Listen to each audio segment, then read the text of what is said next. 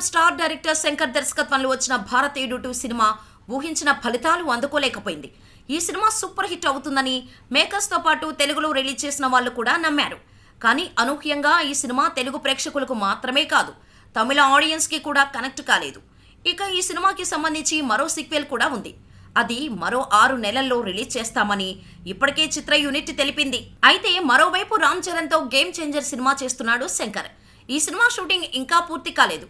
రామ్ చరణ్ తన portion shooting మొత్తం complete చేసినప్పటికీ ఇంకా 10-15 రోజుల షూటింగ్ బ్యాలెన్స్ ఉంది. దీంతో ఇప్పుడు శంకర్ రంగంలోకి దిగినట్టుగా తెలుస్తోంది. భారతీయుడు 2 రిలీజ్ అయిపోయింది కాబట్టి తాజాగా శంకర్ హైదరాబాద్లో అడుగుపెట్టాడు. గేమ్ చేంజర్ బ్యాలెన్స్ షూటింగ్కు సంబంధించిన లొకేషన్స్ రెక్కీ చేయడం కోసం శంకర్ హైదరాబాద్లో ల్యాండ్ అయినట్టుగా తెలుస్తోంది.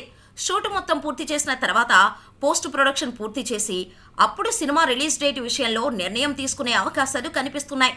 ఇక భారతీయుడు 2 రిజల్ట్ కాస్త తేడా కొట్టడంతోనే ఇప్పుడు శంకర్ పూర్తి స్థాయి దృష్టిని గేమ్ చేంజర్పై పెట్టినట్టుగా చెబుతున్నారు.